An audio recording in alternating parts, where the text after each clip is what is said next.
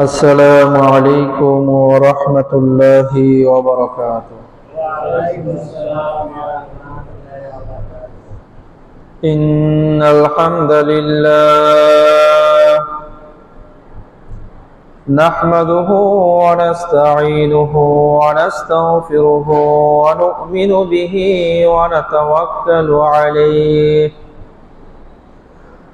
ونعوذ بالله من شرور أنفسنا من يهده الله فلا مضل له ومن يضلل فلا هادي له ونشهد أن لا إله إلا الله وحده لا شريك له ونشهد أن سيدنا وحبيبنا وحبيب ربنا وطبيبنا وطبيب قلوبنا محمدا عبده ورسوله أرسله الله كافة للناس بشيرا ونذيرا وداعيا إلى الله بإذنه سراجا وقمرا منيرا أما بعد فقد قال الله سبحانه وتعالى في كلامه المجيد وفي فرقانه الحميد بسم الله الرحمن الرحيم إنا أنزلناه في ليلة القدر وما أدراك ما ليلة القدر ليلة القدر خير من 1000 شهر صدق الله المولانا العظيم. وعن أبي هريرة رضي الله عنه عن النبي صلى الله عليه وسلم قال: من قام ليلة القدر إيمانا واحتسابا غفر له ما تقدم من ذنبه أو كما قال عليه الصلاة والسلام. صدق الله المولانا العظيم وصدق رسوله النبي الأمي الكريم ونحن على ذلك لمن الشاهدين والشاكرين والحمد لله رب العالمين. الحمد لله মহান আল্লাহ সুবহানাহু ওয়া তাআলার দরবারে পাক সাফ দরবারে লাখো কোটি শুকরিয়া যে মহান আল্লাহ সুবহানাহু ওয়া তাআলা আমাদের সকলকে দীর্ঘ এক সপ্তাহ পর পবিত্র রমাদান মাসের জুমার দিনে জুমার নামাজ আদায় করার লক্ষ্যে পৃথিবীর সর্বোৎকৃষ্ট স্থান মহান আল্লাহ সুবহানাহু ওয়া তাআলা এর মনোনীত ঘর মসজিদে এসে জুমার নামাজ আদায় করার পূর্বে কোরআন ও হাদিস থেকে দ্বীনি কিছু আলোচনা করা এবং শ্রবণ করার তৌফিক এনায়েত করেছেন। এজন্য আমরা সকলে হৃদয়ের অন্তঃস্থল থেকে একবার কালিমাতুশ শুকর আদায় করে নিই, আলহামদুলিল্লাহ। আমরা দেখতে দেখতে রমজানের দ্বিতীয় দশক এর শেষের দিকে আছি। আজকে 18তম রমাদান পার হচ্ছে, আর 2 দিন পার হলেই আমাদের রমাদানের শেষ দশক শুরু হবে। এই শেষ দশকের উল্লেখযোগ্য একটি ইবাদত আছে, যে ইবাদতের নাম হলো ইতিকাফ। নাম কি? ইতিকাফ। এই ইতিকাফ সম্পর্কে আজকে আমরা কিছুটা আলোচনা করব ইনশাআল্লাহ, এবং পাশাপাশি সাদাকাতুল ফিতরও যেহেতু আমরা আগে থেকে আদায় করতে শুরু করি, তো সাদাকাতুল ফিতর নিয়েও কিছু আলোচনা করব, আল্লাহ রাব্বুল আলামিন যদি তৌফিক দান করেন। প্রথম বিষয় হলো ইতিকাফ। ইতিকাফ কি, ইতিকাফের উদ্দেশ্য কি, ইতিকাফ কিভাবে আদায় করতে হয়। প্রথম বিষয়টা হলো ইতিকাফ কি। ইতিকাফ কি এই বিষয়টা আমরা ইতিকাফ শব্দের শাব্দিক অর্থ থেকেই বুঝতে পারবো। ইতিকাফ শব্দের শাব্দিক একটা অর্থ হলো আল মাকসু, অবস্থান করা। তো মসজিদে অবস্থান করার মাধ্যমে যেহেতু আমরা ইতিকাফ করি, অতএব ইতিকাফের এই অর্থের সাথে আমাদের ইতিকাফের কাজের পরিপূর্ণ মিল আছে। ইতিকাফ মানে আল মাকসু, অবস্থান করা। শরীয়তের পরিভাষায় আরেকটু বাড়িয়ে বলা হয় আল মাকসু ফিল মসজিদ, মসজিদে অবস্থান করা বিনিয়াতিত তাকাররুবি ইলাল্লাহি সুবহানাহু ওয়া তাআলা, আল্লাহ রাব্বুল আলামিনের নৈকট্য অর্জন করার জন্য। কেউ যদি শুধু মসজিদে অবস্থান করে আর 5 ওয়াক্ত নামাজ আদায় করে আর কিছু নাও করে, কোনো তাসবিহ পাঠ করলো না, কোরআন তেলাওয়াত করলো না, কিছুই করলো না, শুধু মসজিদে অবস্থান করলো, 5 ওয়াক্ত নামাজে জামাতের সাথে নামাজ পড়লো, তাহলেও তার ইতিকাফ হয়ে যাবে। কিন্তু ইতিকাফের একটা মৌলিক উদ্দেশ্য হলো আল্লাহর নৈকট্য অর্জন করা। কি অর্জন করা? আল্লাহর নৈকট্য অর্জন করা হলো ইতিকাফের একটা উদ্দেশ্য। তো এই নৈকট্য যদি অর্জন করতে চায় তাহলে শুধুমাত্র 5 ওয়াক্ত নামাজ পড়ে বসে থাকলে তো আর চলবে না, বাড়তি কিছু আমল করতে হবে। ইতিকাফ শব্দের আরেকটা অর্থ হলো আর রুজু, প্রত্যাবর্তন করা, ফিরে আসা। এই দুই অর্থের সমন্বয়ে আমরা এই বিষয়টা উপলব্ধি করি যে ইতিকাফ করা হয় আমাদের এই পার্থিব জীবন থেকে, দুনিয়ার ঝামেলা থেকে মুক্ত হয়ে আল্লাহ রাব্বুল আলামিনের নৈকট্য অর্জনের দিকে ফিরে আসে। ব্যবসা বাণিজ্যকে পাশে ফেলে, পরিবার পরিজনকে পাশে ফেলে, সামাজিক কার্যক্রমগুলোকে এক পাশে রেখে আমি শুধু এই সময়টা আমার রবকে খুশি করার জন্য ব্যয় করব, এটার নাম হলো ইতিকাফ। এটার নাম কি? ইতিকাফ। আমাদের এই ইসলাম ধর্মের পূর্বে যত ধর্ম ছিল, প্রত্যেকটা ধর্মে যারা সাধনা করতে চায় তাদের জন্য একটা সুযোগ ছিল, পরিবার পরিজন না করে, বিয়ে শাদী না করে একাকী কোন এক বন জঙ্গলের গহীনে গিয়ে সে ধ্যান করতে থাকতো, তার এটা একটা সুযোগ ছিল। তো সে নিজের জীবনের সারাটা সময় আল্লাহ রাব্বুল আলামিনের ধ্যানে কাটাই দিত, এটা তাদের জন্য বৈধ ছিল। দেখে আমাদের এই বাংলাদেশে এটাকে বলা হয় সন্ন্যাসী জীবন যাপন করা। কি জীবন যাপন? সন্ন্যাসী। কোনো পরিবার পরিজন নাই, এই সামাজিক কোনো কিছুর ধার ধারে না, ব্যবসা বাণিজ্য নাই, জঙ্গলে গিয়ে বাস। আমাদের ধর্ম এটা নাই এখন, কিন্তু হিন্দুদের মাঝে এখনো আছে সন্ন্যাসী, অনেক সন্ন্যাসী আছে। আমাদের ধর্মে রাসূল সাল্লাল্লাহু আলাইহি ওয়াসাল্লাম এলান করে দিয়েছেন লা রুহবানিয়াতা ফিল ইসলাম, ইসলামের মধ্যে সন্ন্যাসী বলতে কিছু নাই, যা আমি চাইলেই পরিবার পরিজন না কইরা এরকম বিয়ে শাদী ছাড়া একাকী বন জঙ্গলে গিয়ে থাকবো, এই সুযোগ আমাদের ইসলাম ধর্মে নাই। আমাদের ধর্মের গুরুত্বপূর্ণ একটা পয়েন্ট হলো পরিবার গঠন করা। রাসূল বলেছেন আন নিকাহু মিন সুন্নতি, বিবাহ শাদী এটা হলো আমার একটা বড় সুন্নত। অতএব বিয়ে করা, পরিবার পরিজন গঠন করা, এটা হলো আমাদের ইসলামের একটা পার্ট। এছাড়া শুধুমাত্র সব পরিবার পরিজন ফেলে দিয়ে জঙ্গলে গিয়ে ইবাদত করবে, এটা আমাদের ইসলাম ধর্ম সমর্থন করে না। এখন পূর্ববর্তী জামানায় তো অনেকে এরকম ছিল, তারা তো এই সুযোগটা পাইতো, সারাটা জীবন তার সমস্ত মুহূর্তগুলো আল্লাহর ইবাদতের মধ্যে কাটাই দিত।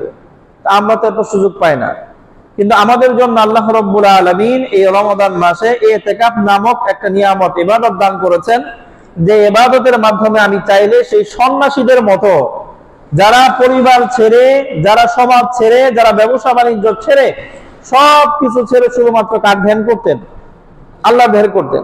তো আমারও এই সুযোগটা চলে আসছে, আমি অন্তত এই রমাদান মাস পুরোটা অথবা পুরোটা না পারলেও অন্তত শেষ দশকে আমি আমার পরিবার থেকে বিচ্ছিন্ন হয়ে যাব, আমি আমার সমাজ থেকে বিচ্ছিন্ন হয়ে যাব, আমি আমার ব্যবসা থেকে বিচ্ছিন্ন হয়ে যাব, আমি আমার চাকরি বাকরি থেকে বিচ্ছিন্ন হয়ে যাব, সব কিছু থেকে বিচ্ছিন্ন হয়ে আমি আমার রবের কাছে চলে আসবো।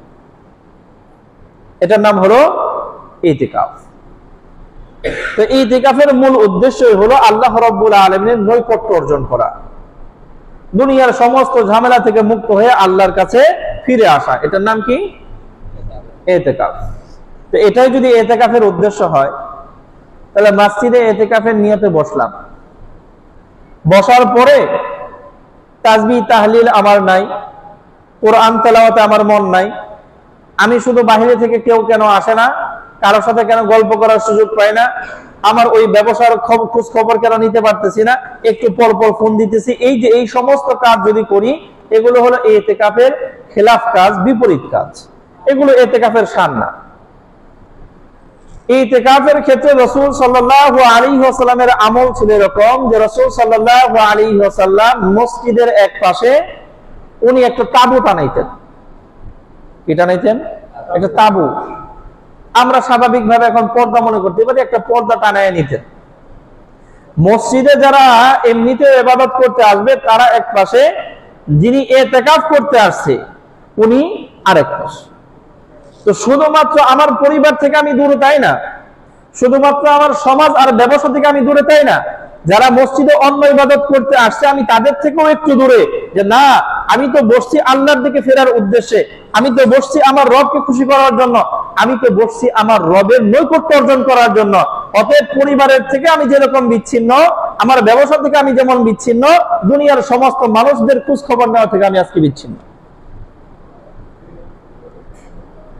হযরত আয়েশা সিদ্দিকা রাদিয়াল্লাহু তাআলা আনহা বলেন, রাসূল সাল্লাল্লাহু আলাইহি ওয়াসাল্লাম যখন মসজিদে ইতিকাফে বসতেন, বিশেষ প্রয়োজন ছাড়া তিনি ঘরে আসতেনই না। মসজিদে নববীর দরজার পাশেই হযরত আয়েশা সিদ্দিকা রাদিয়াল্লাহু তাআলা আনহার কামরা, কিন্তু রাসূল সাল্লাল্লাহু আলাইহি ওয়াসাল্লাম বিশেষ প্রয়োজন না হলে এই মসজিদে নববী থেকে বেরি হইতেন না। বিশেষ প্রয়োজন মানে কি? যেটাকে আমরা প্রাকৃতিক ডাক বলি, হাজত হয় না, পায়খানা পেশাবের প্রয়োজন হয়, তখন রাসূল বের হইতেন। এবং কি রাসূল সাল্লাল্লাহু আলাইহি ওয়াসাল্লাম কোন মানুষ ইন্তেকাল করলে জানাজা যাইতেও নিষেধ করেছেন ইতিকাফ ওয়ালা ব্যক্তিকে, এবং কি কোনো অসুস্থ ব্যক্তিকে দেখতে যাইতেও নিষেধ করেছেন। যেমন খেয়াল করেন, এই মাত্র একদিন আগে আমাদের এই অঞ্চলের একজন মুরব্বী আল্লাহর ডাকে সাড়া দিয়েছেন, জানি না আমরা সবাই জানি। উনি তো আমাদের সকলেরই প্রিয় ছিলেন। আমাদের এই মসজিদে যিনি ইতিকাফ বসছেন, একসাথে কত রমজান কাটাই দিয়েছেন তার তো হিসাব আমার কাছে নাই। আমি আসার পরে দেখছি পুরা এক রমজান ওনারা দুইজন ইতিকাফে বসছেন। আন্তরিকতা মহব্বত ওনাদের মাঝে আছে, কিন্তু উনি বসছেন ইতিকাফে, যার কারণে এমন একজন প্রিয় ব্যক্তি ইন্তেকাল করার পরেও কিন্তু জানাজায় যাওয়ার সুযোগ হয়নি। অথচ জানাজায় উপস্থিত হওয়া এটা অনেক বড় সওয়াবের কাজ। এখন এই যে জানাজায় যাওয়া গেল না, বোঝা গেল এই কাজটা জানাজায় উপস্থিত হলে যেই পরিমাণ সওয়াব, তার চেয়ে বেশি গুরুত্বপূর্ণ কাজ। একজন অসুস্থ ব্যক্তিকে দেখতে গেলে 70,000 ফেরেশতারা সন্ধ্যায় দেখতে যাবেন, সকাল পর্যন্ত 70,000 ফেরেশতারা আপনার মাগফিরাতের জন্য দোয়া করে। ফেরেশতারা দোয়া করে আল্লাহ এই বান্দারে মাফ করে দেন। সকালবেলায় দেখতে যাবেন 70,000 ফেরেশতা সন্ধ্যা পর্যন্ত আপনার জন্য মাগফিরাতের দোয়া করবে, আল্লাহ এই বান্দা একজন মুসলমান ভাই অসুস্থ হয়েছে, তারা দেখতে আসে, আপনি তার জীবনের গুনাহগুলোরে মাফ করে দেন। কত বড় একটা নেকির কাজ। কিন্তু ইতিকাফে বসলে ওই অসুস্থ ব্যক্তিকে দেখতে যাওয়ারও কি নাই, অনুমতি নাই। এর মানে কি? এর মানে হলো ইতিকাফটা ওই অসুস্থ ব্যক্তিকে দেখতে গেলে যেই পরিমাণ মর্যাদা রাখে, সব রাখে, তার চাইতে বেশি গুরুত্বপূর্ণ, তার চাইতে বেশি সওয়াবের কাজ। এর মানে এই না যে আমি জেলখানায় বন্দী, না, আমি ওইটার চেয়ে বড় ইবাদত করতেছি। আল্লাহু আকবার। তো এই ইবাদতটাই হলো সারা দুনিয়ার সমস্ত ভেজাল থেকে মুক্ত হয়ে আমি আমার রবের দিকে প্রত্যাবর্তন করব, আমি আমার রবকে খুশি করার চেষ্টা করব, এটাই আমার কাজ। এখন তো গেল জানাজা, আলোচনা আসলো অসুস্থ ব্যক্তিকে দেখতে যাওয়া, শুধু তাই না, যারা ইতিকাফে অবস্থান করবেন আমাদের করণীয় হলো এইটা, বিশেষ প্রয়োজন ছাড়া তো বাহিরে যাওয়াই যাবে না। স্বাভাবিক গোসলের জন্য বাহিরে যাওয়ার অনুমতি নাই। যদি কেউ স্বাভাবিক গোসল গিয়ে বাহিরে করে, স্বাভাবিক মানে ফরজ হয় নাই গোসল, গোসল কি হয় নাই? কথা বলেন, গোসল ফরজ হয় নাই, এমনি মন চাইলে গোসল করার জন্য বাহিরে চলে গেলাম, তাহলে ইতিকাফ নষ্ট হয়ে যায়। কথা বলছি না? তাহলে জানাজা তো অনেক দূরের বিষয়, অসুস্থ ব্যক্তি সেটাও আরেক বাড়িতে যাওয়া লাগে, গোসল করতে তো এখন কোথাও যাওয়া লাগে না, মসজিদের আঙিনাই হয়। এরপরেও যেহেতু আমি ইতিকাফে বসছি, সম্পূর্ণ সময়টা আমার ইবাদতের মধ্যে কাটবে, সম্পূর্ণ সময়টা আমার নিসবত হবে আমার রবের সাথে। এখন গোসল করার জন্য বাহিরে যাওয়ার সুযোগ নেই। হ্যাঁ, গোসল করতে বাহিরে যাওয়া যাবে কখন? যদি গোসল ফরজ হয়ে যায়। গোসল কি হয়ে যায়? ফরজ হয়ে যায়। তো ইতিকাফ এটা অনেক গুরুত্বপূর্ণ একটা ইবাদত।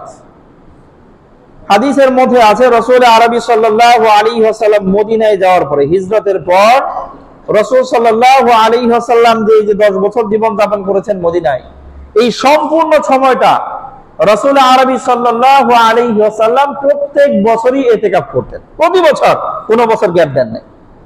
কোনো বছর কি দেন নাই? গ্যাপ দেন নাই। তো রাসূল সাল্লাল্লাহু আলাইহি ওয়াসাল্লাম যে আমল নিয়মিত করেন, ওই আমলটা উম্মতের জন্য সুন্নতে মুআক্কাদা হয়ে যায়। কি হয়ে যায়? কথা বলেন, সুন্নতে মুআক্কাদা, যেটা ছেড়ে দেওয়ার সুযোগ নাই, ছাড়লে গুনাহ হবে। যেমন এই যে আমরা যোহরের আগে 4 রাকাত কি পড়ি? সুন্নত পড়ি, এটা হলো মুআক্কাদা, ছাড়া যায় না। আবার আসরের আগেও 4 রাকাত সুন্নত আছে, কিন্তু গায়রে মুআক্কাদা, এটা যদি কেউ ছাড়ে কোনো সমস্যা নাই, কেউ পড়লে সওয়াব পাবে, ওটা হলো গায়রে মুআক্কাদা। তো সুন্নতে মুআক্কাদা যেটা, সেটা হলো আমল করতে হয়, ছাড়া যায় না। তো রাসূল সাল্লাল্লাহু আলাইহি ওয়াসাল্লামও যেহেতু কোনো বছর মিস দেন নাই, গ্যাপ দেন নাই, এইজন্য এটা হলো সুন্নতে মুআক্কাদা। এখন সুন্নতে মুআক্কাদা হওয়ার পরে এই যে যোহরের পূর্বে যে 4 রাকাত সুন্নতে মুআক্কাদা, এটা কি ইমাম সাহেব একা পড়ে না সবাই পড়ি? আমরা সবাই পড়ি না? তাহলে হুজুর ইতিকাফও যদি সুন্নতে মুআক্কাদা হয়, তাহলে খালি 2-1 জন বসতে পারেন কি লাগে? তাহলে তো সবারই বসা উচিত, নাকি বলেন? তাই না বিষয়টা? সুন্নতে মুআক্কাদার সাথে আরেকটা শর্ত যুক্ত করা আছে, আরেকটা সিফাত আছে, সেটা হলো সুন্নতে মুআক্কাদায়ে কিফায়া।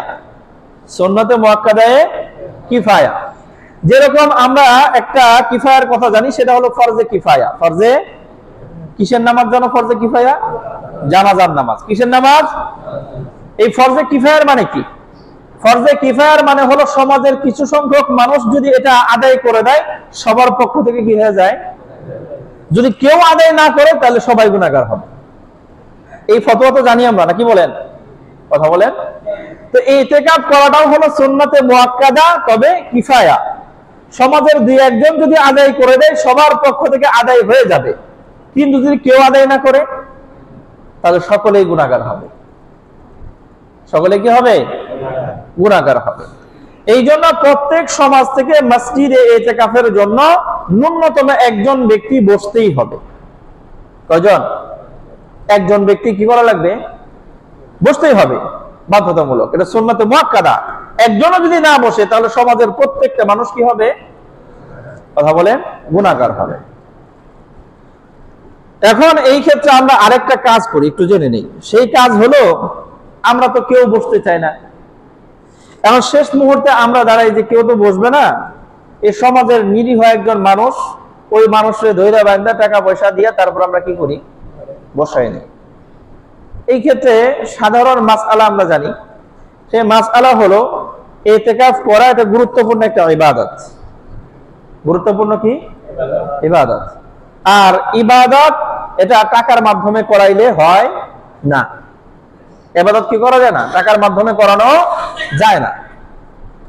তাহলে এই যে যেই মানুষটাকে টাকা দিয়ে ইতিকাফে বসাইলাম, ওই লোকে যেহেতু ইতিকাফ করার উদ্দেশ্য ছিল আল্লাহর নৈকট্য অর্জন করা, আর উনি ইতিকাফে বসছে টাকার লেগে, উদ্দেশ্যই তো মিলে নাই, অতএব ওনার ইতিকাফ তো হবে না। ওনার ইতিকাফ, কথা বলেন, ওনার ইতিকাফ হবে না।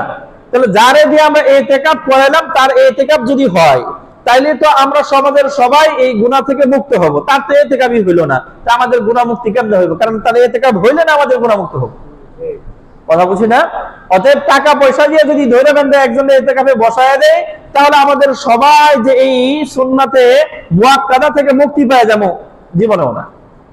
অতএব সমাজের যে কোনো একজন উদ্বুদ্ধ হয়ে আল্লাহকে রাজি খুশি করার জন্য দুনিয়াবি কোনো বিনিময় ছাড়া ইতিকাফে বসতে হবে।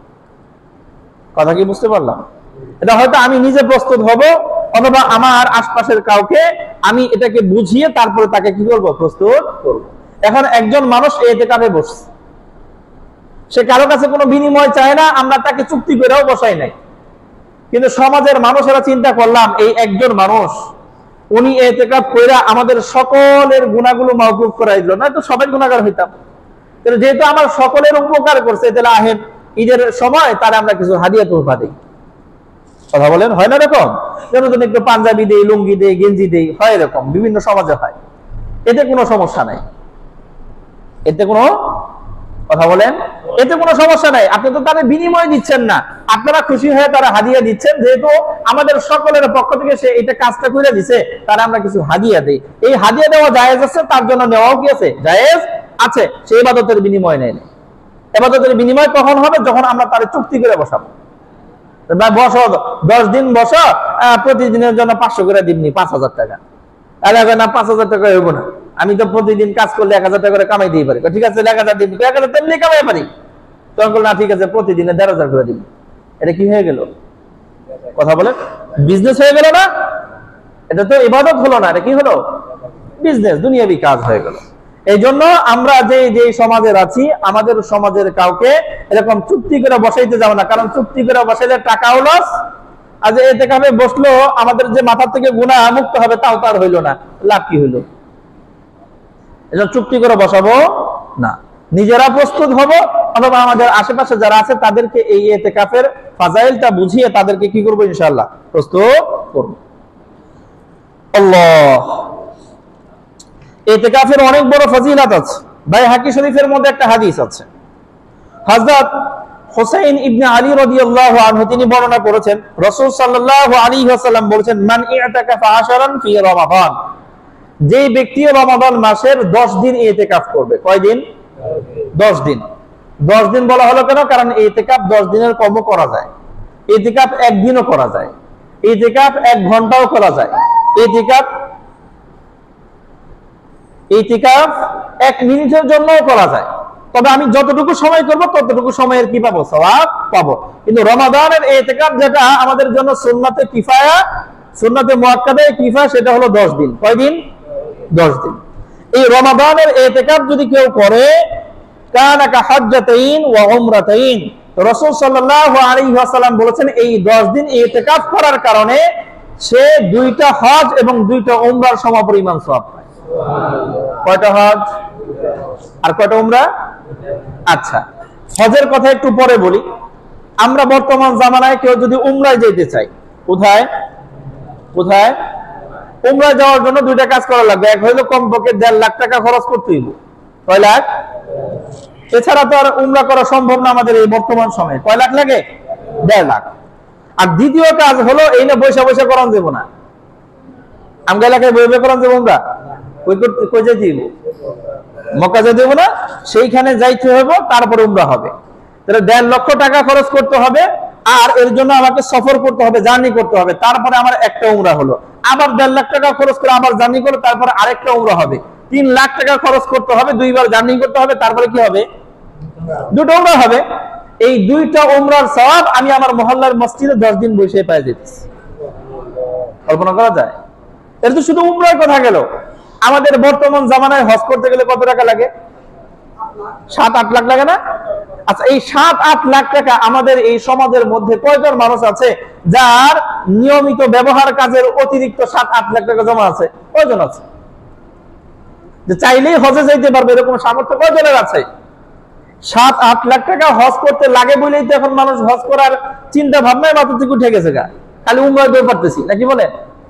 আল্লাহু আকবার। তাহলে এরকম 2টা হজের সওয়াব পাওয়া যাবে এই 10 দিন যদি আমি আমার মহল্লার মসজিদে ইতিকাফে বসি।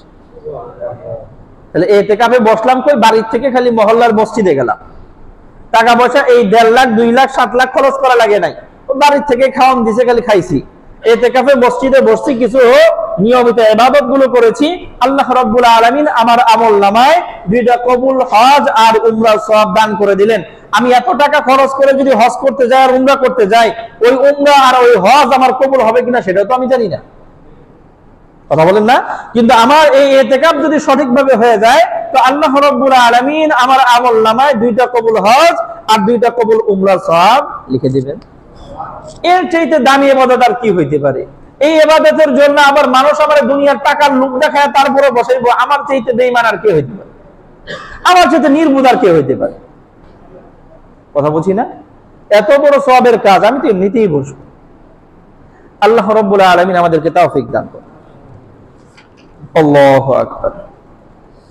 তো রাসূল সাল্লাল্লাহু আলাইহি ওয়াসাল্লামের নিয়মিত আমল ছিল তিনি ইতিকাফে বসতেন এবং রমাদানের শেষ 10 দিন বসতেন। বুখারী শরীফের মধ্যে 2026তম হাদিস, মুসলিম শরীফের মধ্যে 1172তম হাদিস। আয়েশা সিদ্দিকা রাদিয়াল্লাহু তাআলা আনহা বর্ণনা করেন যে আন্নান নবী সাল্লাল্লাহু আলাইহি ওয়াসাল্লাম কানা ইয়াতাকিফুল আশরাল আওয়াখির মিন রমাদান। রাসূল সাল্লাল্লাহু আলাইহি ওয়াসাল্লাম রমাদানের শেষ দশকে ইতিকাফ করতেন। রমাদানের শেষ দশক, 20তম রমাদান শেষ, 21তম রমাদান শুরুর আগেই আমরা মসজিদে চলে যাব যারা ইতিকাফ করতে চাই। যেমন আজকে 18 রমাদান, কালকে 19তম রমাদান, রবিবারে হলো 20তম রমাদান। 20তম রমাদান শেষ, মাগরিবের আগে সূর্য অস্ত যাওয়ার আগে আমি মসজিদে চলে যাব, সূর্য অস্ত যাওয়ার আগে। আর ঈদের চাঁদ যখন উঠবে, শুনতে পাবো যে ঈদের চাঁদ উঠছে, তারপরে আমার ইতিকাফ শেষ। ঈদের চাঁদ ওঠার যে এলান হবে, তারপরে আমার কি হবে? ইতিকাফ শেষ হবে এই 10 দিন। তো আয়েশা সিদ্দিকা রাদিয়াল্লাহু তাআলা আনহা বলেন এই আমলটা হাত্তা তাওয়াফাহুল্লাহ, রাসূল সাল্লাল্লাহু আলাইহি ওয়াসাল্লাম করতেন যতদিন পর্যন্ত না আল্লাহ রাব্বুল আলামিন তিনাকে উঠায় দিয়েছেন, অর্থাৎ তিনার মৃত্যুর আগ পর্যন্ত রাসূল সাল্লাল্লাহু আলাইহি ওয়াসাল্লাম এই আমলটা করতেন। সুম্মা ইয়াতাকাফা আজওয়াজুহু মিন বাদ, এর পরবর্তীতে রাসূল সাল্লাল্লাহু আলাইহি ওয়াসাল্লামের পবিত্র স্ত্রীগণেরাও ইতিকাফ করতেন। কারা করতেন? পবিত্র স্ত্রীগণেরাও কি করতেন? ইতিকাফ করতেন। এখন আমাদের ঘরেও তো মহিলারা আছে, নারীরা আছে, স্ত্রীরা আছে, আছে না?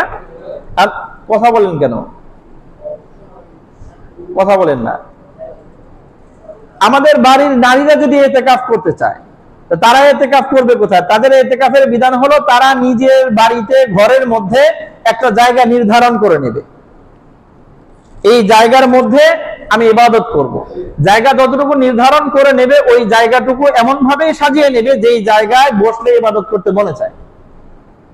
আমাদের বাড়িতে তো আসলে ইবাদত করার মতো পরিবেশ নাই।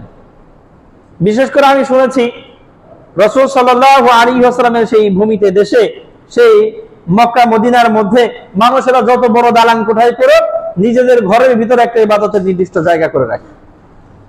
আমি আমাদের দেশেও কোন কোন বাড়িতে এরকম দেখছি, মানে ওই অল্প একটু জায়গা দেখলে মনে হয় এটা একটা ছোটখাটো মসজিদ, ওইখানে দেখলেই মনে চায় একটু জায়নামাজে বসি, ওই পরিবেশটা দেখলেই মনে চায় এখানে 2 রাকাত নফল নামাজ পড়া যায়।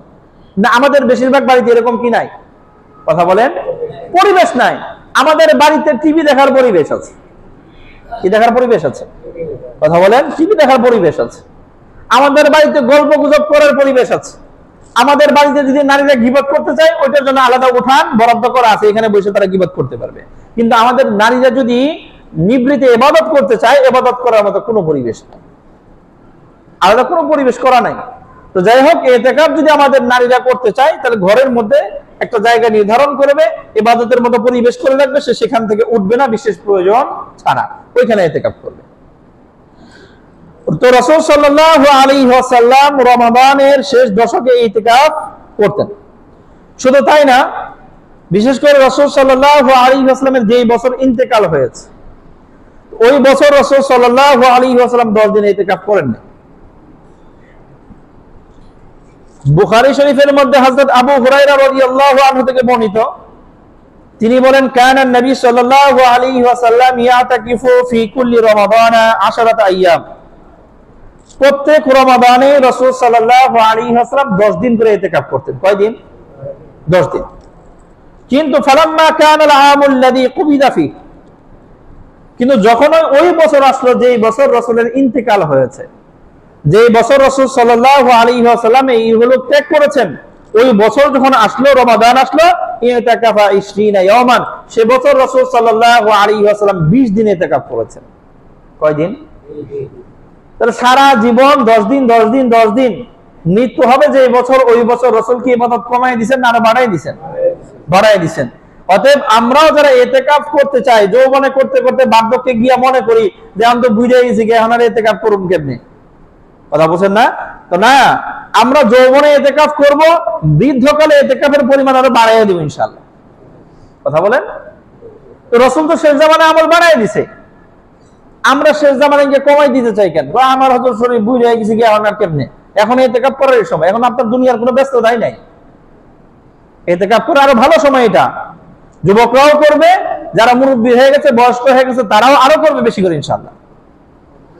আল্লাহ রাব্বুল আলামিন তৌফিক দান করেন। আল্লাহ, তাহলে এই ইতিকাফের মূল উদ্দেশ্য কি বললাম? ইতিকাফের মূল উদ্দেশ্য হলো আল্লাহ রাব্বুল আলামিনের নৈকট্য অর্জন করা। ইতিকাফের আরেকটা উদ্দেশ্য আছে, সেটা হলো শবে কদরকে অনুসন্ধান করা। কাকে অনুসন্ধান করা? শবে কদরকে অনুসন্ধান করা। শবে কদর এটাকে অনুসন্ধান করতে রাসূল সাল্লাল্লাহু আলাইহি ওয়াসাল্লাম বলেছেন। আর শবে কদরকে অনুসন্ধান করতে কেন হয়? নির্দিষ্ট হইলে তার অনুসন্ধান করা লাগতো না। তো রাসূল সাল্লাল্লাহু আলাইহি ওয়াসাল্লাম থেকে বর্ণিত আছে মুসলিম শরীফের মধ্যে 1166তম হাদিস। হযরত আবু হুরায়রা রাদিয়াল্লাহু আনহু বর্ণনা করেন, রাসূল সাল্লাল্লাহু আলাইহি ওয়াসাল্লাম বলেছেন, উরিতু লাইলাতুল কদর, আমাকে স্বপ্নে লাইলাতুল কদর দেখানো হয়েছে, একদম তারিখ নির্ধারণ করে। কাকে? রাসূলকে। কাকে দেখানো হয়েছে? রাসূলকে। আমার নবীকে স্বপ্নে যা দেখানো হইতো সেটাও ওহী। সেটাও কি? সেটাও কি? ওহী, সত্য, ওটা মিথ্যার কোনো সম্ভাবনা নাই। তা আমার নবী বলতেছেন স্বপ্নে আল্লাহ রাব্বুল আলামিন আমাকে শবে কদর দেখায় দিয়েছেন, নির্ধারণ করে দিয়েছেন, কিন্তু আমি স্বপ্নে যখন এটা দেখতেছি, সুম্মা আয়কাদানি বাবু আহলি, আমার কোন এক স্ত্রী আমাকে ডাক দিয়ে উঠায় ফেলেছে। দেখবেন একটা স্বপ্ন যখন আমরা দেখতেছি, এমন সময় যদি কেউ হুট করে ডাক দিয়ে উঠায় ফেলে, ওই স্বপ্ন আর কি থাকে না? হয় না এরকম? আমাদের অনেক সুন্দর একটা স্বপ্ন দেখতেছি, এই স্বপ্ন দেখতেছি, এর মাঝে কেউ ডাক দিয়ে তুইলা ফেলছে, ওই স্বপ্ন আর কি নাই, একটু মনে নেই।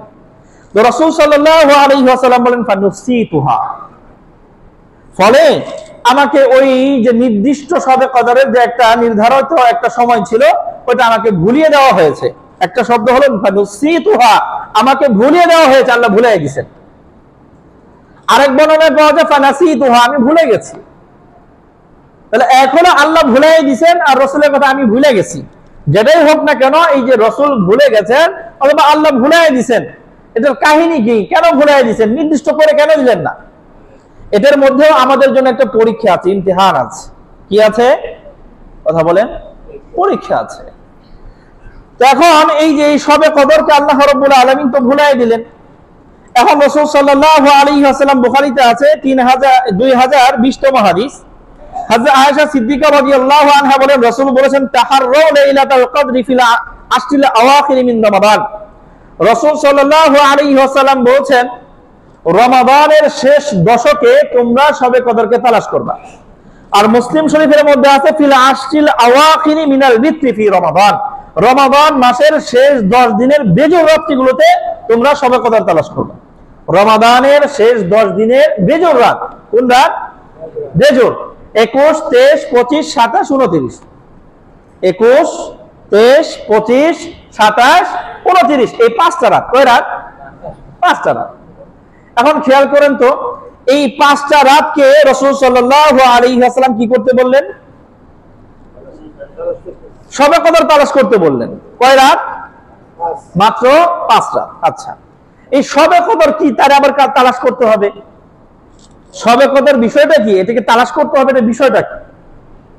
ভালো করে খেয়াল করেন। আমাদের আগে, বিশেষ করে অনেক পূর্ববর্তী জামানায় অনেক নবী, যেমন নূহ আলাইহিস সালাতু ওয়াস সালামের জামানায় নবীরা, সাধারণ মানুষেরা হাজার বছর তারা হায়াত পেয়ে গেছে। জানি না আমরা 1000 বছর, 1500 বছর এরকম হায়াত পেয়েছে ওনারা। তো এখন রাসূল সাল্লাল্লাহু আলাইহি ওয়াসাল্লাম একদিন সাহাবীদেরকে নিয়ে বসায়া এই পূর্ববর্তী মানুষ যারা অনেক লম্বা হায়াত পেয়েছে তাদের কিছু ইবাদতের কারনামা রাসূল শুনাইতেছে। শোনো, তারা এত লম্বা হায়াত পাইছে, প্রতি বছর এরকম রোজা রাখতো, আবার এই একদিন গ্যাপ দিয়ে রোজা রাখতো, কেউ সারা বছর রোজা রাখতো, আবার এই তারা এই 50 ওয়াক্ত করে নামাজ পড়তো, আরো বেশি করে নামাজ পড়তো, নফল নামাজ, নানান কাহিনী। এখন এই সাহাবায়ে কেরাম শুনতেছে, হায় এই মানুষগুলো 1000 বছর ইবাদত করেছে, কেউ 700 বছর ইবাদত করেছে, কেউ 800 বছর ইবাদত করছে, আমরা হায়াত পাই তো 70-80, নাকি বলেন, তাই না? তো সাহাবায়ে কেরাম বলতেছেন, আমরা হইলে বলতাম রাসূল এরা এত লম্বা হায়াত পাইছে, দুনিয়াটা কত ভোগ করে যাইতে পারছে, আমরা হায়াতটা ছোট, দুনিয়াটা ভোগই করতে পারব না।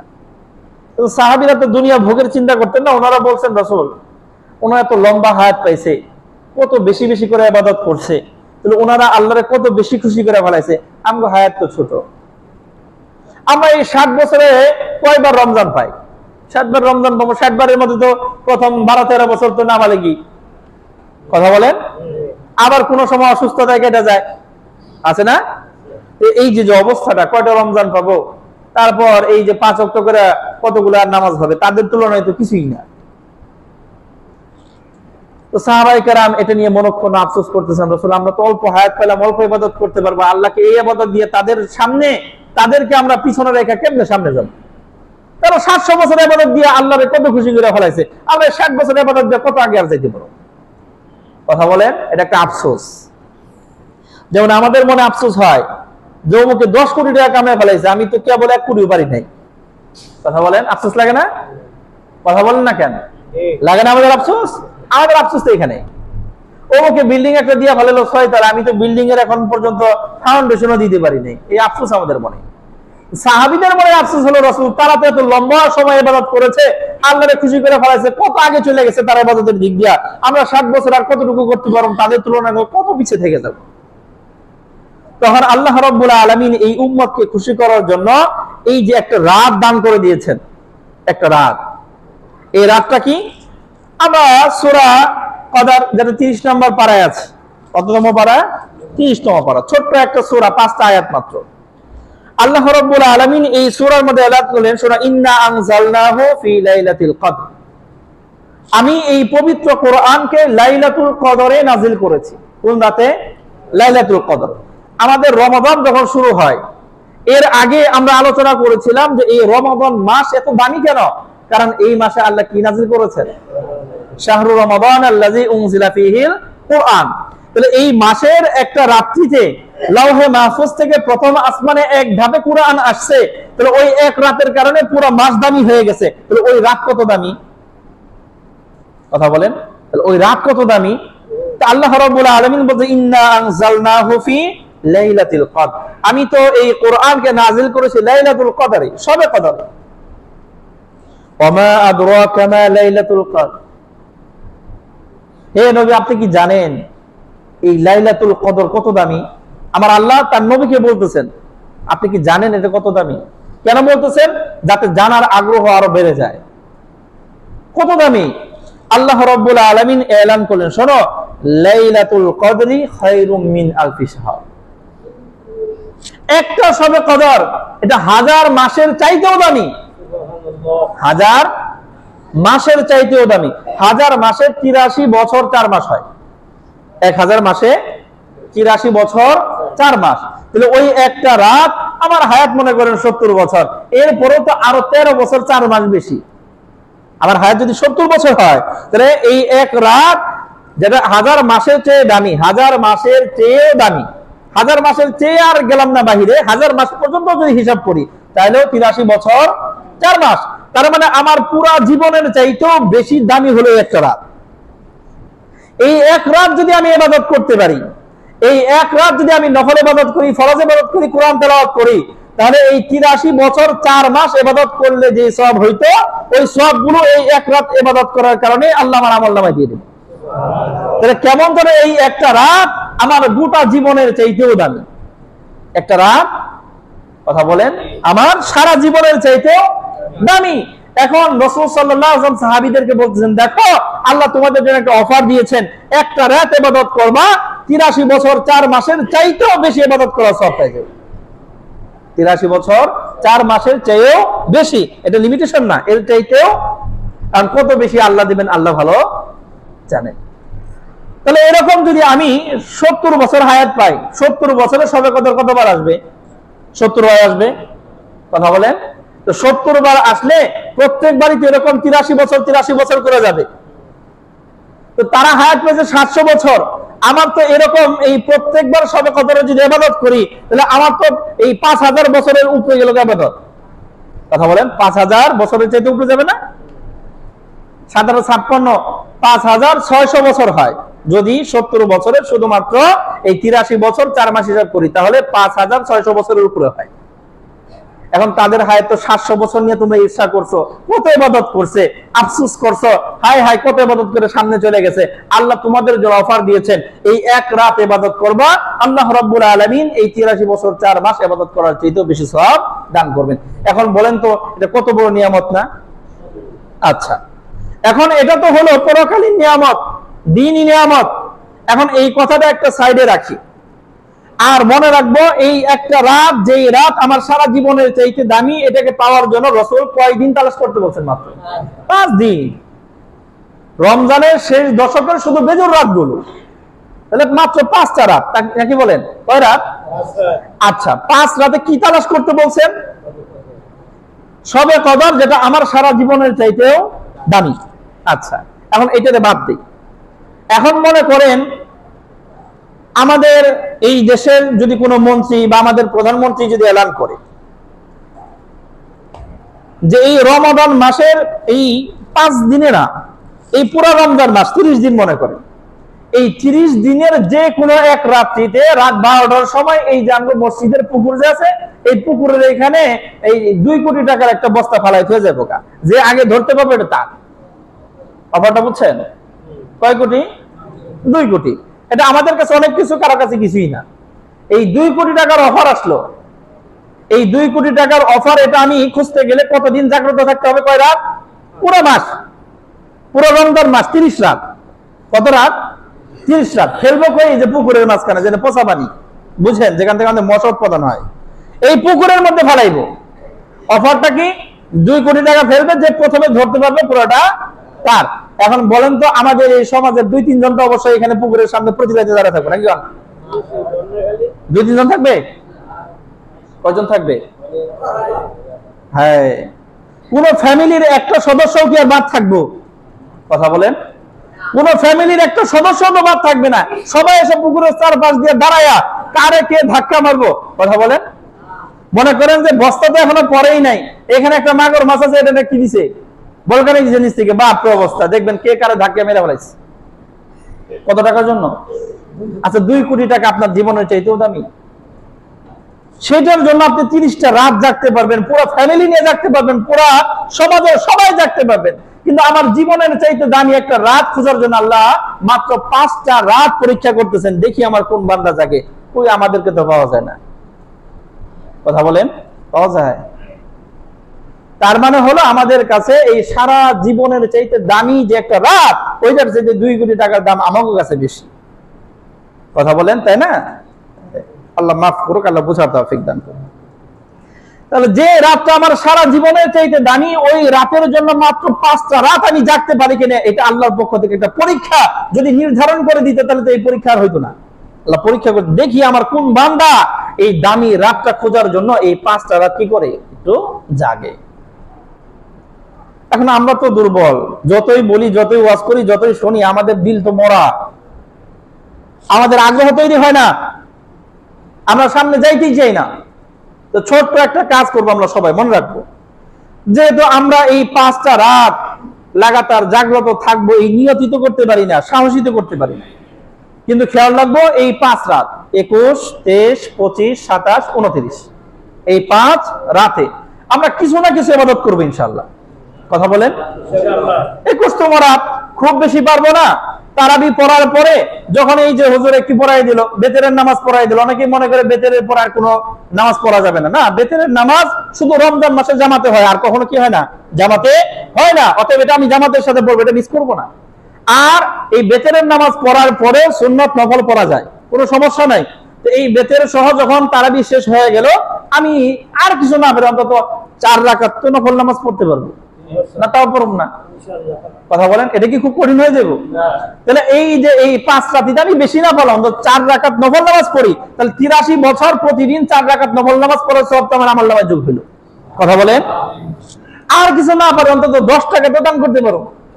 কথা বলেন, 10 টাকা দান করতে পারবো না এই 5 রাতে 50 টাকা? কথা কয় না ভাই, পারুন না আমরা? আবার কইেন না হুজুর কালেকশন করেন না, মসজিদে না করলেন, আপনি গরিব দুঃখীরে দিয়ে, আপনার প্রতিবেশী যে গরিব আছে তারই নিয়েই দিয়ে, যেখানেই পারেন দিয়েন, দান করেন। দান গরিবে পাক, এই মাদ্রাসায় পাক, মসজিদে পাক, যাবে কার দরবারে, বাস ওইখানে পাবেন আপনি, কোনো সমস্যা নাই। তো এই 5 রাত দিতে বেশি না পারলাম, কমসে কম 10 টাকা তো দান করতে পারবো না ইনশাআল্লাহ? আচ্ছা, এরপরে এই যে 33 বার সুবহানাল্লাহ, 33 বার আলহামদুলিল্লাহ, আর 34 বার আল্লাহু আকবার, এই তাসবিহ পাঠ করতে পারবো না ইনশাআল্লাহ? আচ্ছা, এরপরে এই 3 বার করে সূরা ইখলাস পাঠ করা যাবে না? আচ্ছা, এই যে যতগুলো ইবাদতের কথা বললাম, এগুলো করতে মোটামুটি 2-3 ঘন্টা লাগবে না? কতক্ষণ লাগবে? 10 থেকে 15 মিনিট। 4 রাকাত নামাজ যদি ধীরে স্থিরে পড়েন তাহলে হয়তো সর্বোচ্চ 10 মিনিটেই পড়বেন। এরপরে দান করার জন্য সময় নাই, মসজিদে যাইতে কোনো সময় দান করে ফেললেন, তাই না? তাসবিহ হাঁটতে হাঁটতেও পড়তে পারলেন, বাসায় গিয়ে 3 বার সূরা ইখলাস কোরআন শরীফ না করলেও তো আমরা পড়তে পারবো, নাকি বলেন? তাহলে সূরা ইখলাস 3 বার কেন পাঠ করতে বললাম? কারণ আমার নবী বলেছেন সূরা ইখলাস হলো পবিত্র কোরআনের 3 ভাগের 1 ভাগ। 3 ভাগের 1 ভাগ। কেন 3 ভাগের 1 ভাগ? কারণ কোরআনের মধ্যে 3টা বিষয় আলোচনা আছে। কয়টা? একটা হলো তাওহীদ, একটা হলো রিসালাত, আর একটা হলো আখিরাত। তাওহীদ আল্লাহর একাত্মবাদ, আর একটা হলো রিসালাত আমার নবীর যে দায়িত্ব ছিল, আর একটা হলো পরকাল। এই 3 বিষয়ের সমন্বয় হলো কোরআন। আর এই 3 বিষয়ের একটা বিষয় পুরোটা সূরা ইখলাসের মধ্যে আছে, সেটা হলো তাওহীদ। কুল হুয়াল্লাহু আহাদ, আল্লাহ এক, আল্লাহর সাথে আর কোনো শরীক নাই। এই একটা শিক্ষা যেহেতু এই তাওহীদ, রিসালাত, আখিরাতের একটা পর্ব যেহেতু সূরা ইখলাসের মধ্যে আছে, আমার নবী বলেছেন এটা সম্পূর্ণ কোরআনের 3 ভাগের 1 ভাগ। তো 3 ভাগের 1 ভাগ যদি 3 বার করে পড়েন, তো 3 ভাগ পুরো হয়ে গেল, পুরো কোরআন খতমের সওয়াব। এই জন্য সূরা ইখলাস কমপক্ষে 3 বার করে এই 5 রাতিতে 3-5-15 বার পারবো না ইনশাআল্লাহ? আল্লাহ তৌফিক দান করেন। আমি ইনশাআল্লাহ চেষ্টা করব এই প্রত্যেকটা রাত্রিতেই আমি আপনাদেরকে স্মরণ করে দেব ইনশাআল্লাহ, যে সম্ভাব্য সবে কদর আজকে আমি স্মরণ করে দেব, বাকি কাজগুলো করার দায়িত্ব আপনাদের। পারবো ইনশাআল্লাহ? আল্লাহ তৌফিক দান করেন। তো আল্লাহ রাব্বুল আলামিন বলেছেন যে লাইলাতুল কদরি খায়রুম মিন আলফি শাহর, এই রাতটা 1000 মাসের চাইতেও দামি। আল্লাহু আকবার। এরপর আল্লাহ রাব্বুল আলামিন বলেন তানাজ্জালুল মালাইকাতু ওয়ার রূহু ফিহা বিইذনি রাব্বিহিম মিন কুল্লি আমর। আল্লাহ রাব্বুল আলামিনের কাছ থেকে হযরত জিবরিল আলাইহিস সালাতু ওয়াস সালাম এবং অন্যান্য ফেরেশতারা আল্লাহর কাছ থেকে অনুমতি নিয়ে আমাদের যেই ভাগ্য আছে, আমাদের এই 1 বছরের যত রিজিক আছে, যত ফয়সালা আছে, সব কিছু নিয়ে তিনারা এই দুনিয়াতে অবতরণ করে। কার অনুমতি নিয়ে? আল্লাহর অনুমতি নিয়ে। সালাম, আল্লাহ রাব্বুল আলামিন বলেছেন এই রাত্রিতে আমার প্রত্যেক বান্দার উপর শান্তি বর্ষিত হয়। সালাম, এটা আল্লাহ রাব্বুল আলামিনের একটা সিফাতি নাম, সালাম। শান্তি বর্ষিত হয় কতক্ষণ? হাত্তা মাতলাইল ফজর, একদম ফজর উদিত হওয়ার আগ পর্যন্ত, ফজর সুবহে সাদিক হওয়ার আগ পর্যন্ত সারা রাত্র আল্লাহ রাব্বুল আলামিন আমার উপর রহমতের বৃষ্টি বর্ষণ করতে থাকেন। কত দামি রাত! শুধু তাই না, হাদিসের মধ্যে আছে রাসূল সাল্লাল্লাহু আলাইহি ওয়াসাল্লাম বলেন মান কামা লাইলাতাল কদরি ঈমানাও ওয়া ইহতিসাবা গুফিরা লাহু মা তাকাদ্দামা মিন যামবি। যদি কেউ লাইলাতুল কদরে ঈমানের সাথে আর সওয়াবের আশায় রাত্রি জাগরণ করে, কিয়ামুল লাইল করে, নফল নামাজ পড়ে, তো আল্লাহ রাব্বুল আলামিন তার অতীত জীবনের সব গুনাহ মাফ করে দেন। সুবহানাল্লাহ। এর চেয়ে দামি অফার আর কি শোনাবো আপনাদের? অতএব আমরা সকলে চেষ্টা করব তো ইনশাআল্লাহ। এখন এই শবে কদর নিয়ে ছোট্ট একটা কথা বলি, শবে কদরের আলোচনা শেষ দিই। শবে কদর এটা অনির্ধারিত। শবে কদর কি? অনির্ধারিত। খুঁজতে হবে শেষ 10 দিনের 5 রাত্রিতে, মন থাকবে তো ইনশাআল্লাহ, বেজোর রাত্রিগুলোতে। তো এই অনির্ধারিত হওয়ার মধ্যেও সবচেয়ে সম্ভাব্য হলো 27তম রাত্রি। কয়তম রাত্রি? 27তম রাত্রি। তো মুসলিম শরীফের মধ্যে 762তম হাদিস, হযরত উবাই ইবনে কাব রাদিয়াল্লাহু আনহু লাইলাতুল কদরের ব্যাপারে বলেছেন ওয়াল্লাহি। উবাই ইবনে কাব রাদিয়াল্লাহু আনহু রাসূলের একজন প্রসিদ্ধ সাহাবী, উনি বলেছেন ওয়াল্লাহি, আল্লাহর কসম করে বলি, ইন্নী লা আ'লামুহা, শবে কদর কবে এটা আমি সবচেয়ে ভালো জানি। কে বলেছেন? কে বলেছেন? উবাই ইবনে কাব। কার সাহাবী? রাসূলের সাহাবী। উনি যদি বলেন আল্লাহর কসম শবে কদর কবে আমি ভালো জানি, তার মানে কি উনি মন গড়া বলতেছেন না রাসূল থেকে কিছু ইঙ্গিত পাইছে? কথা বলেন। হ্যাঁ, তো তিনি বললেন শোনো, ওয়া আকসারু আমারি হিয়া লাইলাতুল লাতী আমারানা রাসূলুল্লাহ সাল্লাল্লাহু আলাইহি ওয়াসাল্লাম, আর যে রাত্রিতে আমি সবচেয়ে বেশি আমল করি আর আমল করতে আমার নবী নির্দেশও দিয়েছেন, বিকিয়ামিহা, ওই রাত্রিতে নফল নামাজ পড়ার, হিয়া লাইলাতুস 27, সেটা হলো রমাদান মাসের 27তম রাত্রি। কয়তম রাত্রি? 27। তাহলে এখানে সর্বশেষ কথা আমি যেটা বলতে চাইলাম, সম্ভবত 5 রাত বললাম, এর মধ্যে সবচেয়ে বেশি সম্ভাবনা কবে? 27তম রাত্রিতে। এখন আমাদের কিছু ঘুমটাওয়ালা সাহেব আছে, তারা বলে 27তম রাত্রিতে শবে কদর কে বলছে, অতএব এই বাকি 4 রাত্রিতে ইবাদত করলেও এই রাত্রিতে তারা এমন ভাবে ধাক্কাধাক্কি করে ইবাদত করতে দিতে চায় না। এখন বুঝেন 27তম রাত্রি এই রমাদানের শেষ দশকের বেজুর রাতের বাইরে না ভিতরে? তাহলে ওইটারে নিয়ে এত ধাক্কাধাক্কির কি দরকার? যেহেতু হাদিসের মধ্যে আছে এটাই সবচেয়ে বেশি সম্ভাব্য, তাহলে অন্য অন্য দিনগুলোতে ইবাদত তো করবোই, এই রাত্রিতে যদি একটু বেশি করে তাহলে কি আর গুনাহ হয়ে যাবে? অতএব এই যে যারা টেনে ধাক্কাধাক্কি করে বলবেন, মনে করবেন যে তারা আমাদের উপকার করতে আসে নাই, অবশ্যই ক্ষতি করতে আসছে। যেই রাত্র এটা যদি নিশ্চিত নাও ধরি অবশ্যই সম্ভব শবে কদর, তাহলে কেন আমাকে এই রাত্রিতে ইবাদত থেকে সে দূরে রাখতে চায়? অতএব বোঝা গেল সে আমার উপকার চায় না, সে আমার কি করতে চায়? ক্ষতি করতে চায়। আল্লাহ মাফ করুন। আল্লাহ রাব্বুল আলামিন আমাদের সকলকে শবে কদর অনুসন্ধান করার জন্য এই ইতিকাফে বসা এবং ইতিকাফ যেইভাবে আদায় করতে হয় সেইভাবে আদায় করার তৌফিক দান করেন। এখন আমরা আরেকটা বিষয় নিয়ে আলোচনা করব, সেটা হলো সাদাকাতুল ফিতর। সেটা কি? সাদাকাতুল ফিতর। সাদাকাতুল ফিতর এটা আমাদের জন্য ওয়াজিব, বাধ্যতামূলক। আমাদের জন্য কি? ওয়াজিব। আবু দাউদ শরীফের মধ্যে 1609তম হাদিস, হযরত ইবনে আব্বাস রাদিয়াল্লাহু আনহু বলেছেন, ফারাদা রাসূলুল্লাহ সাল্লাল্লাহু আলাইহি ওয়াসাল্লাম যাকাতাল ফিতরি, রাসূল সাল্লাল্লাহু আলাইহি ওয়াসাল্লাম আমাদের জন্য সাদকাতুল ফিতর আবশ্যক করে দিয়েছেন। কি করে দিয়েছেন? আবশ্যক করে দিয়েছেন। কেন? দুইটা উদ্দেশ্য রাসূল সাল্লাল্লাহু আলাইহি ওয়াসাল্লাম বর্ণনা করেছেন। এক নম্বর হলো তুহরাতাল লিসাইম, রোজাদারকে পবিত্র করার জন্য। সাদকাতুল ফিতর রোজাদারকে কি করার জন্য? পবিত্র করার জন্য। কিসে থেকে পবিত্র করবে? সারা মাসটা রোজা রাখছি, মিনাল লাগবি ওয়ার রাফাত, এই সারা মাস রোজা রাখার পরেও যে অনর্থক কথা বলেছি, যে অনর্থক কাজকর্ম করেছি, বেহুদা কিছু কাজকর্ম হয়েছে না আমাদের দ্বারা, কিছু আজাইরা কথাবার্তা হয়েছে না, যে কথার কোনো প্রয়োজন ছিল না, এই যে এই সমস্ত অহেতুক কথাবার্তা অহেতুক কাজ থেকে রোজাদারকে পবিত্র করার জন্য এই সাদকাতুল ফিতর। এটা হলো এক উদ্দেশ্য। রোজা রাখার ক্ষেত্রে কত ভুল ত্রুটি হয়েছে সেগুলো মোচন করে দিবে ইনশাআল্লাহ। আর দ্বিতীয় উদ্দেশ্য হলো তুহমাতান লিল মাসাকিন, রোজার এই মাসটা যখন শেষ হবে, শেষ হওয়ার লগে লগে কিন্তু একটা খুশির দিন আসবে। কিসের দিন? সেই দিনের নাম কি? ঈদ উল ফিতর, আছে না? আচ্ছা, এই যে খুশির দিনটা আসবে, এই খুশির দিনের মধ্যে অবশ্যই আমরা আমাদের সারা বছর যে খাবারগুলো খাই তার মধ্যে সবচেয়ে ভালো খাবার খাওয়ার চেষ্টা করি, নাকি বলেন? কিন্তু আমাদের আশপাশে তো অনেক গরিব দুঃখী মানুষ আছে যারা চাইলেও ঈদের দিন গরুর গোশত কেনার সামর্থ্য, কথা বলেন, গরুর গোশত তো দূরের কথা, পোল্ট্রি মুরগি কেনার সামর্থ্য তো এখন নাই, কিনতে পারে না।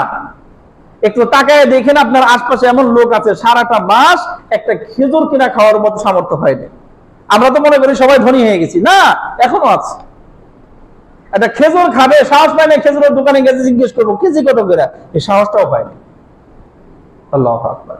তাহলে এই যে সাদকাতুল ফিতর, এটার মৌলিক আরেকটা উদ্দেশ্য হলো তুহমাতান লিল মাসাকিন, যারা গরিব অসহায় আছে তাদের জন্য যেন ঈদের দিনে কিছু খাদ্যের ব্যবস্থা হয়ে যায়, এটাও আরেকটা উদ্দেশ্য। ঈদ এটা খুশির দিন, খুশি কেমনে হয় বলতো? নিজে নিজে ভালো খাইলে গেলে খুশি লাগে না, খুশি লাগে চোখের সামনের যে দৃশ্যগুলো আছে ওই দৃশ্য যখন আমার মন মতো হয় তখন আনন্দ লাগে। আমার ছোট বাচ্চা যখন হাসি দিয়ে ওঠে আমার ভিতরটা আনন্দিত হয়। আমার হাসিতে অত আনন্দ লাগে না, আমার ছোট বাচ্চা হাসি দিলে যে পরিমাণ কি লাগে, আমার মায়ের মুখে হাসি দেখলে আমার যে পরিমাণ আনন্দ লাগে, আমি সারাদিন হাসলেও তো আনন্দ পাবো না। বুঝেন না আমার কথাগুলো? তাহলে এই আনন্দ কোত্থেকে অনুভব হয়? নিজের থেকে না, আশপাশের মানুষ যারা আছে তাদেরকে যখন দেখবে যারা ভালো আছে তখন না ভিতর থেকে আনন্দ কাজ করবে।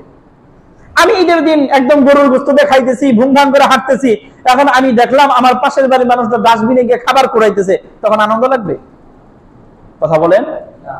তখন আনন্দ লাগতে পারে ওই মানুষের যার দিল মরে গেছে, যার দিল কি হয়ে গেছে, মরে গেছে, যার দিল আর জিন্দাই না, তার আনন্দ লাগতে পারে। কিন্তু যাদের দিল এখনো জিন্দা আছে যাদের মায়া মহব্বত আন্তরিকতা ভালোবাসার ভিতরে জিন্দা আছে, তাদের কোনোভাবেই এটা দেখলে আনন্দ লাগবে না। আল্লাহু আকবার, আল্লাহ মাফ করুন। তাহলে এই সাদাকাতুল ফিতরের উদ্দেশ্য কি? এক নম্বর হলো এই রমাদান মাসে আমার যে ভুল ত্রুটি হয়ে গেছে আল্লাহর মোচন করে দেবেন। দ্বিতীয় উদ্দেশ্য হলো গরিব দুঃখী যারা আছে আশপাশে, তারা যেন ঈদের দিনের এই আনন্দ উপভোগ করতে পারে, এটা তাদের জন্য খাদ্য হয়। এখন এই সাদাকাতুল ফিতরের একটু পরিমাণ জানি। আমাদের এই অত্র অঞ্চলের জন্য, টাঙ্গাইলের জন্য আমাদের টাঙ্গাইল উলামা পরিষদ থেকে নির্ধারণ করেছে আটা বা গম, যা 1 কেজি 650 গ্রাম, 1 কেজি 650 গ্রাম, যার মূল্য আসে 100 টাকার মতো। 100 টাকা। তো এবছর আমাদের জন্য সাদকাতুল ফিতরের সবচেয়ে নিম্ন পরিমাণ হলো 100 টাকা করে। কত করে? 100। এরপরে দ্বিতীয় স্তর আছে জবের হিসাবে 3 কেজি 300 গ্রাম, যার মূল্য আসে 650 টাকা। কত টাকা? 650। এরপরে আরেকটু উপরে কিশমিশ 3 কেজি 300 গ্রাম, যার মূল্য আসে 1800 টাকা। কত টাকা? এরপরে আরেকটু উপরে গিয়ে খেজুর, মধ্যম মানের যে খেজুরগুলো আছে এগুলো 3 কেজি 300 গ্রাম, যেটা 600 টাকা কেজি। কত টাকা কেজি? আমি এই কথা অনেকের কাছে 500-600 টাকা করে যে খেজুর, ওটাও খাওয়ার উপযুক্ত না। আমি নিজের কথা না, এটা আমি আমার কানে শুনেছি যে হুজুর এই বছর 500-600 টাকা কেজি যে খেজুরটা, ওটাও আসলে খাওয়ার উপযুক্ত না, এই কথা আমি শুনেছি। এরপরে ওইটারও যদি হিসাব করা হয় তাহলে এটাও আসে 2000 টাকা। কত? 2000। আর সর্বোচ্চ আছে হলো পনির যদি 3 কেজি 300 গ্রামের হিসাব করি তাহলে মূল্য আসে 2500 তথা 2500 টাকা। কত হাজার? আচ্ছা, সর্বনিম্ন আসলো 100 টাকা, সর্বোচ্চ আসলো 2500 টাকা। এখন আমরা কোনটা খুঁজি গন্ধ? কেন খুঁজি সর্বনিম্নটা? আমি কি খালি এই যে এই আটা আর গম খাওয়ার উপযুক্ত? আমি কি ভালো মানের খেজুর কিনা খাই না? কথা বলেন, কথা কেনা। তাহলে এই যে সাদাকাতুল ফিতরের এতগুলো স্তর কেন? এই স্তরের মানে হলো সবচেয়ে সাধারণ যে মানুষগুলো, এই মানুষগুলো আদায় করবে সর্বনিম্নটা কমপক্ষে 100 টাকা করে। যারা কি মানুষ? একদম সাধারণ, রিক্সাকে চালায় খায়, কোন রকম চলতে পারতেছে, তারা সর্বনিম্নটা আদায় করবে। কত করে? 100। ওই রিক্সাওয়ালার চাইতে আমি যে একটু ভালো চলি, আমি তখন আদায় করব এর চাইতে উপরে, যেটা আছে 650। কত? আবার এই 650-এর ক্যাটাগরিতে যারা আছে, আল্লাহ যদি আমাকে তার চাইতে ভালো অবস্থানে রেখে থাকেন, তাহলে আমি আরেকটু উপরে যাব, যেটার মূল্য আসবে 1800 টাকা করে, অর্থাৎ জন প্রতি 1800 টাকা করে ফিতরা আসবে। আর আমরা যারা শিল্পপতি হয়ে গেছি, টাকা পয়সার অভাব নাই, আমরা হিসাব করবো সবচেয়ে উপরের লেভেলের সাদকাতুল ফিতর, যেটা এলাকায় যখন লিস্টি হয় যে আচ্ছা এই সমাজের সবচেয়ে ধনীকে, তখন আমি তো চাই আমার নামটা সবার উপরে দেখ। আর যখন সাদকাতুল ফিতরের কথা বলা হয় সবচেয়ে ধনী যে, তার দিতে হইব 2500 করে, তখন সবাই খালি মাথা নিচে করে যে আমি কি আর সবচেয়ে ধনী নাকি? মিথ্যা কথা বললাম মনে হয়, তাই না? তাহলে আমি যদি সমাজের মধ্যে মনে করি সবচেয়ে ধনীদের লিস্টে আছি, তো আমার জন্য জনপ্রতি সাদকাতুল ফিতর আদায় করতে হবে সর্বোচ্চ যেটা 2500 করে। বুঝতে পারছি তো ইনশাআল্লাহ? তো সবার জন্য সাদকাতুল ফিতর এই 100 টাকা করে না, এটা হলো সর্বনিম্ন। যারা কোন রকম সাদকাতুল ফিতর তাদের জন্য কি হয়েছে? আবশ্যক হয়েছে, তারা আদায় করবে। সাদকাতুল ফিতর কাদের থেকে আদায় করতে হয়? নিজের পরিবারের সকলের পক্ষ থেকে। এমনকি এই ঈদ উল ফিতরের দিন সকালবেলা সুবহে সাদিকের পূর্বে যে সন্তান জন্ম নিয়েছে, তারও সাদকাতুল ফিতর আদায় করতে হবে। ক্লিয়ার কথা? আর এটা যার যারটা যদি আদায় করি তাহলেও হবে, আর যদি পরিবারের পক্ষ থেকে একজন অভিভাবক সবারটা আদায় করে দেয় তাহলেও হয়ে যাবে ইনশাআল্লাহ, কোনো সমস্যা নাই। এখন সময় তো নাই, কয়েকটা প্রশ্নের উত্তর দিয়ে দিই। আমাদের এই বর্তমান জামানায় একটা কথা আমরা শুনি যে চাউলের মূল্য হিসাব করেও নাকি সাদকাতুল ফিতর দেওয়া যায়। এটা ভুল কথা। কি কথা? ভুল কথা। সাদকাতুল ফিতর নির্ধারণ করতে হবে রাসূল যেই সকল পণ্যের কথা বলেছেন শুধু ওইগুলো। আমি হিসাব করলে হবে না, রাসূল যেগুলো বলেছেন শুধু ওইগুলোর মাধ্যমে কি করা যাবে? সাদকাতুল ফিতরের হিসাব করা যাবে। এখন আমি যদি চাউল দিয়ে ফিতর আদায় করতে চাই তাহলে করতে পারবো, কিন্তু চাউলের হিসাবে না যে 3 কেজি 300 গ্রামের কত টাকা হয়, না, বরং হিসাব করতে হবে আমি যদি সর্বনিম্ন হয় তাহলে 100 টাকায় কি পরিমাণ চাউল আসে, আর আমি যদি ওই যে সর্বোচ্চ লেভেলের ধনী হই তাহলে 2500 টাকায় কি পরিমাণ চাউল আসে, ওই পরিমাণ চাউল দিয়া সাদকাতুল ফিতর আদায় করবো। চাউলের হিসাবে না, হিসাব হবে এগুলোরই, এই মূল্য হিসেবে আমি চাউল দেব যদি চাউল দিয়া আদায় করতে চাই। এরপর আরেকটা বিষয় হলো, আমাদের সমাজে অনেকেই বলে থাকে সদকাতুল ফিতর টাকা দিয়ে আদায় করা যায় না, এই গম আটা এগুলো দিয়ে আদায় করতে হবে, খেজুর দিয়ে আদায় করতে হবে, জব দিয়ে আদায় করতে হবে, কিশমিশ দিয়ে দিতে হবে, পনির দেওয়া লাগবে, টাকা দিলে হবে না। এটা আমাদের সমাজের কিছু শায়েখরা আছে, তারা বলে বেড়ায়। আবার আমি এই বিষয়টা দেখে অবাক হয়েছি, তারা যেখানে বলতেছে যে টাকা দিয়ে দিলে আদায় হবে না, ওই লেকচারের নিচেই ছোট্ট একটা লেখা যাইতেছে, আপনার সদকাতুল ফিতর আপনি এই বিকাশ নাম্বারে পাঠিয়ে দেন। বলছেন বিকাশ নাম্বারে কেমনে আপনি এই খেজুর পাঠিয়ে দিবেন? বুঝেন না আমার কথা? উনি ভাষণ দিবার লেছে সদকাতুল ফিতর টাকা দিয়ে আদায় হয় না, কি দিতে হবে? আপনার খেজুরি দেওয়া লাগবে, জব দেওয়া লাগবে, কিশমিশ দেওয়া লাগবে, পনির দেওয়া লাগবে, আবার বিকাশে পাঠিয়ে দেন। বিকাশে কেমনে পাঠিয়ে দিবেন? বিকাশে কি খেজুর পাঠান যায়? আল্লাহ মাফ করো। আল্লাহ, খেয়াল করি মুসান্নাফে ইবনে আবি শাইবা হাদিস নাম্বার 10371, হযরত যুহাইর রাদিয়াল্লাহু আনহু বলেন যে সামি'তু আবু ইসহাক ইয়াকুল, আমি আবু ইসহাক রাহমাতুল্লাহি আলাইহি বলতে শুনেছি, উনি বলেছেন আদরাকতুহুম, আমি রাসূলের অনেক সাহাবীদেরকে জীবদ্দশায় পেয়েছি। উনি তাবিঈ ছিলেন, উনি বলেছেন আমি রাসূলের অনেক সাহাবীদেরকে জীবদ্দশায় পেয়েছি। ওয়াহুম ইয়াতুনা ফি সাদাকাতি রমাদান আদ-দিরাহিম বিকিমাতি তাআম, আমি তাদেরকে দেখেছি তারা সদকাতুল ফিতর এই খাদ্যগুলোর মূল্য হিসাব করে দিরহাম দিয়ে আদায় করতেন। তারা আদায় করতেন সাহাবীরা। তো সাহাবীরা যদি টাকা পয়সা দিয়ে আদায় করতে পারে, তারা যদি এই মাসআলা না বুঝে যদি তারা টাকা পয়সা দিয়ে আদায় করে, আমগো বুঝার দরকার নাই, তারা টাকা পয়সা দিয়ে আদায় করতে পারছে, আমরাও করব। কথা বলেন? রাসূলের কাছ থেকে যারা শিখছেন সেই সাহাবীরা, ওনারা যদি টাকা দিয়ে আদায় করতে পারে, ওনাদেরটা যদি আল্লাহ কবুল করে নিয়ে বলে রাদিয়াল্লাহু আনহু ওয়া রাদওয়ান, তাহলে আমরা আদায় করতে পারব না, কি আমরাও করব ইনশাআল্লাহ। তাহলে যদি কেউ খেজুর দিয়ে আদায় করে, আদায় হবে। যদি খেজুরের মূল্য দিয়ে আদায় করে, তাও আদায় হবে। যদি কেউ পনির দিয়ে আদায় করে, তাও আদায় হবে। পনিরের মূল্য দিয়ে আদায় করলেও কি হবে? আদায় হবে। খেয়াল করি মুসান্নাফে ইবনে আবি শাইবা 10370 হাদিস, হযরত হিশাম তিনি হাসান থেকে বর্ণনা করেন, হাসান আল বসরি রাদিয়াল্লাহু আনহু তিনি বলেছেন লা বাসা আন তুতিয়া দারাহিমা ফি সাদকাতিল ফিতরি, কেউ যদি সাদকাতুল ফিতর দিরহাম দিয়ে দিতে চায়, টাকা পয়সা দিয়ে দিতে চায়, কোনো সমস্যা নাই। খেয়াল করবেন, এরকম উমর ইবনে আব্দুল আজিজ রাহমাতুল্লাহি আলাইহি, যাকে দ্বিতীয় উমর বলা হয়, উনি ওনার যত গভর্নর ছিল সবার কাছে চিঠি পাঠিয়ে দিয়েছেন যে তোমরা সাদকাতুল ফিতর আদায় করবা, রাসূল যে পণ্যগুলোর কথা বলছে হয়তো ওই পণ্যের মাধ্যমে অথবা ওইগুলোর মূল্যের মাধ্যমে। তো ওনারা বুঝেন নাই, আমরা অনেক বুঝাইছি টাকা দিয়ে আদায় করলে হবে না। কথা বলেন? টাকা দিয়ে আদায় করলে আদায় হয়ে যাবে ইনশাআল্লাহ। আরেকটা মাসআলা ইদানিং আসছে আমাদের সামনে, সেটা হলো সাদকাতুল ফিতর আদায় করতে হবে ঈদের দিন, ঈদের নামাজের আগে সকাল বেলায়, এর আগে আদায় করা যাবে না। নতুন নতুন মাসআলা অনেক আসে আমাদের সামনে, কিছুই করার নাই, এগুলো আবার বলতেও হয়। খেয়াল করেন বুখারী শরীফের মধ্যে 1511তম হাদিস। আমরা যারা এই বুখারী শরীফের অ্যাপ আছে, আমরা একটু বের করে নেব, দেখবো আসলে হুজুর বলছেন না আছে কিনা। 1511তম হাদিস। এই হাদিসের মধ্যে আছে ইবনে ওমর রাদিয়াল্লাহু আনহু বলেন, আমার বাবা উমর রাদিয়াল্লাহু আনহু, দ্বিতীয় খলিফা উমর রাদিয়াল্লাহু আনহু, তিনি আমাদের পরিবারের পক্ষ থেকে সাদকাতুল ফিতর আদায় করতেন। এবং ইবনে ওমর বলেন আমার ছেলে পেলে অর্থাৎ উমরের নাতিপাতি তাদের সাদকাতুল ফিতরও তিনি আদায় করে দিতেন। কবে আদায় করতেন? ঈদুল ফিতরের 2-3 দিন আগে থেকে।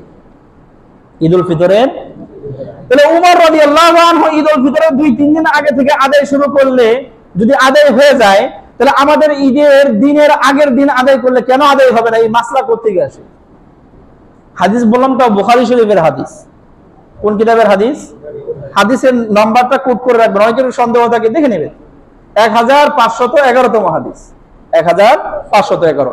এই কথাটা শেষের দিকে এইভাবে আছে যে তিনি ঈদুল ফিতরের 2-1 দিন আগে থেকেই এরকম কি করতেন? ফিতর দেওয়া শুরু করে দিতেন।